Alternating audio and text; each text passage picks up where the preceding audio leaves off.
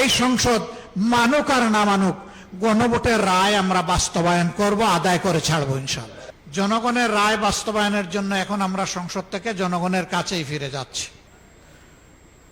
আমরা তাদের সাথে আছি, তারাও আমাদের সাথে আছে। আমরা আপনাদেরকে কথা দিচ্ছি, প্রিয় বাংলাদেশে রক্তমূল্য, জীবন মূল্য, জেল মূল্য, যত মূল্য দিতে হয়, ফ্যাসিবাদকে আর আমরা ফিরে আসতে দিব না ইনশাআল্লাহ। এবং এই লড়াই কোনো দলের জন্য নয়, গোষ্ঠীর জন্য নয়, ব্যক্তির জন্য নয়।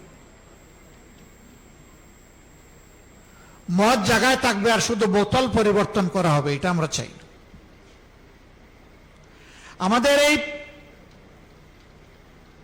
জেনজিরা একজনকে সরাইয়া আরেকজনকে বসানোর জন্য এখানে এই আন্দোলন করে নাই। তারা ব্যক্তির এবং লিঙ্গের পরিবর্তন করার জন্য এই যুদ্ধ করে নাই, লড়াই করে নাই। তারা লড়াই করেছে যে বন্দোবস্ত এই জাতিকে ফ্যাসিবাদের জাতাকলে পিষ্ট করেছিল, সেই বন্দোবস্ত পরিবর্তনের জন্য। আমাদেরও লড়াই তাই।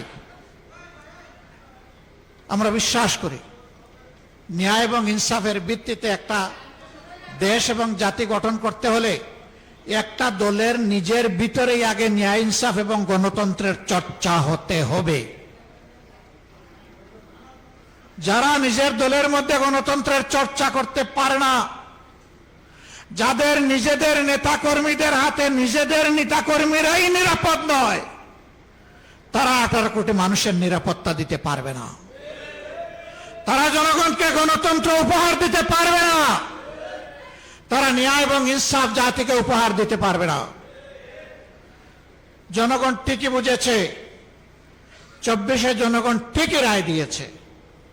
হয়তো প্রশ্ন করতে পারেন, রায় যদি আপনারা পেয়ে থাকেন তাইলে সরকার গঠন করতে পারলেন না কেন? আমাদের রায়কে হাইজ্যাক করা হয়েছে, ডাকাতি করা হয়েছে, জনগণকে অপমান করা হয়েছে এবং ইতিমধ্যেই তার রাজসাক্ষীও পাওয়া গেছে। হ্যাঁ, গুগু বারবার আসে দান খেয়ে চলে যেতে, কিন্তু কপাল যখন মন্দ তখন কিন্তু জালে বেঁধে যায়। গুগু, তুমি একবার জনগণের ধান খেয়েছো, আবার খাওয়ার চিন্তা করো না। এবার আসলে ঠিকই তোমার লেজ, ঠিকই তোমার পা, ঠিকই তোমার ডানা অবশ করে দেওয়া হবে। বলবেন যে আপনাদেরকে জনগণ ভোট দিয়েছে, তার প্রমাণ কি? 70% জনগণ হার পক্ষে ভোট দিয়েছে, এটাই তার প্রমাণ। আমরা হার পক্ষে ছিলাম, আমরা হার পক্ষে আছি। আমরা জনগণের সুপ্রিম উইলে আমরা সম্মান দেখিয়েছি, আমরা দেখিয়ে যাব। এই সংসদ মানুক আর না মানুক, গণভোটের রায় আমরা বাস্তবায়ন করব, আদায় করে ছাড়বো ইনশাআল্লাহ। অতীতের রেকর্ড এই বাংলাদেশে আছে। কেয়ারটেকার সহজে আসে নাই। ওই রকমই আমাদের আনা বিল ফেলে দেওয়া হয়েছিল। আমরা বলেছিলাম, চেয়েছিলাম সংসদে প্রতিকার, দিয়ে দিলেন আমাদেরকে জনগণের কাছে ফিরিয়ে। আমরা জনগণকে নিয়েই দাবি আদায় করব এবং দাবি আদায় হয়েছে।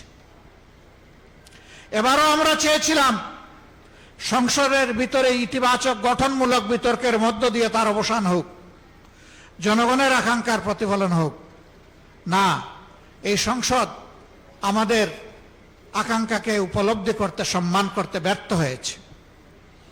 আমরা তাই বলেছি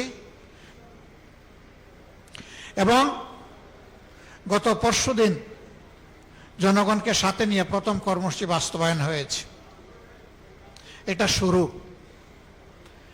এর ভিতর দিয়ে ইনশাআল্লাহ যে আন্দোলন গড়ে উঠবে, এটা কোনো দল, ব্যক্তি, গোষ্ঠীর জন্য হবে না, এটা হবে 18 কোটি মানুষের জন্য। অন্ধ তার সাদা চড়িটি বারবার হারায় না। আমরা একবার হারিয়েছি, এই ছড়িকে এখন দাঁতে কামড় দিয়ে আমরা ধরে রাখবো ইনশাআল্লাহ। আমি আর কথা বাড়াচ্ছি না, আমি দুঃখ প্রকাশ করছি। পর্যাপ্ত সময় হাতে নিয়ে রওনা করেছিলাম, আসতে পারলাম না। কেন জানেন? বাংলাদেশ তেলের উপরে বাসছে, এই জন্য আমি আসতে পারি নাই।